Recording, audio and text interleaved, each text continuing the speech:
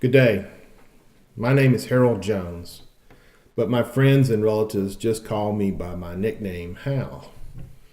I'm the Libertarian candidate for the 5th U.S. Congressional District of Michigan in the coming midterm elections in November.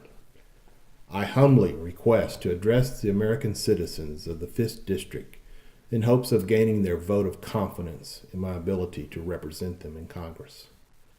I am a common man, a working man who believes in common sense, individual freedom, and smaller, less intrusive government.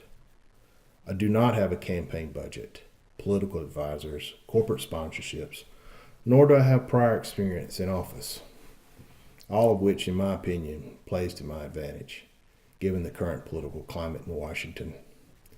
From the ranks of a few incumbent congressional seats that failed to be reelected, become lobbyists for the companies they represented while in office. So it's a revolving door. Once elected, they stay elected by abiding the wishes of the powerful few. Meanwhile, Mr. Taxpayer Citizen can't get a word in edgewise. This is not what our forefathers had envisioned over 200 years ago when forming this great nation. If elected, I will represent the American citizens of the 5th District. I have not been bought out by anybody, and never will. I would first like to address America's war on drugs. Personally, I believe it is a disastrous political failure in the U.S., second only to slavery. 1/3 of America's prison population is incarcerated due to current drug laws. Remember the old saying, follow the money? Ask yourself, who benefits from the current drug laws? As a taxpayer, I certainly do not.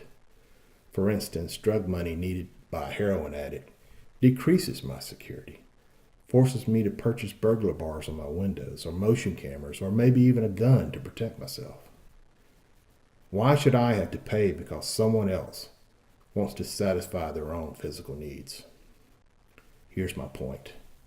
The prohibition of the drug is the driving force of crime, not the drug itself.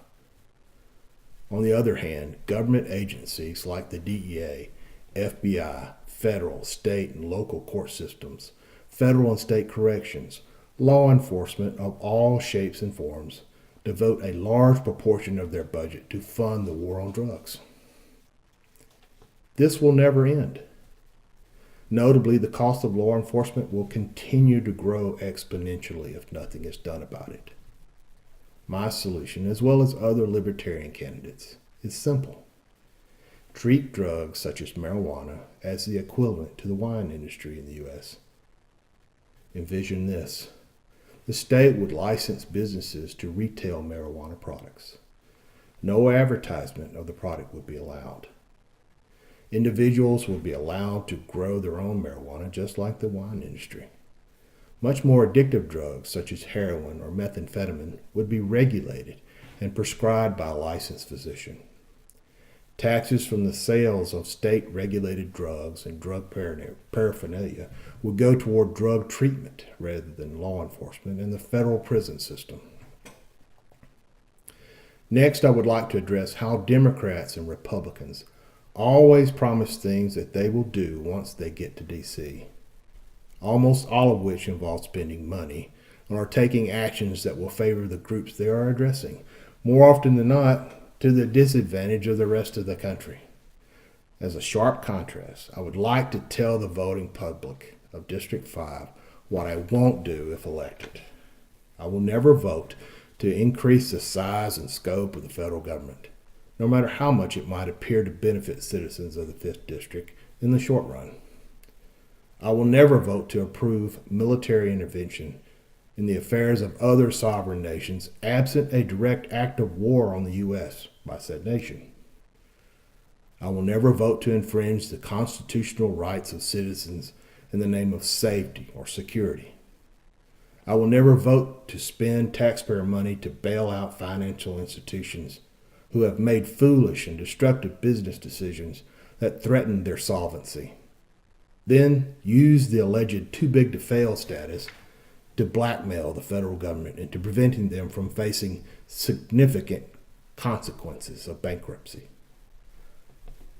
I truly believe that a large proportion of American people are tired of the massive increase in government intervention, while government continues to spend untold billions to appease the special interests in the finance and defense industries.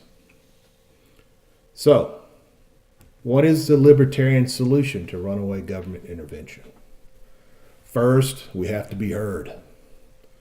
The way to do that is to vote out both Democrat and Republicans at your local level, on up to state and federal levels as well. District 5 is filled with hardworking individuals. I see them every day and I work alongside them. Individuals that want a better life for, most importantly, their children, their state, and their country. Look around and observe for yourself. Are you satisfied with the current two-party choices? The present government is a product of both Democratic and Republican parties, of which have proven to be a complete failure in all categories. Don't let the pundits tell you that you're wasting your vote by voting for Libertarian, or Libertarians can't win. The Libertarian vote is a vote for real change in government scope and power. A Libertarian vote is a vote for a redistribution of liberty to all that want to participate. Our founders deliberately created the Constitution to limit the powers of government because they knew about human nature. Throughout all of human history, no nation's people ever suffered under the yoke of oppression unless the government ruling them was large and powerful enough to enslave them. Ignore the promises of Democrats and Republicans. Instead, look at their actions over the last 50 years. If they truly believe in freedom, why have they spent so much time and effort, and especially money, building a government designed to take it all away? Vote your conscience. Vote with sincere consideration for the concept of smaller government, a government not ruled by the rich and powerful, but by the people who government serves. Lastly, please take the time to vote this November. The nation is dependent upon it. Thank you.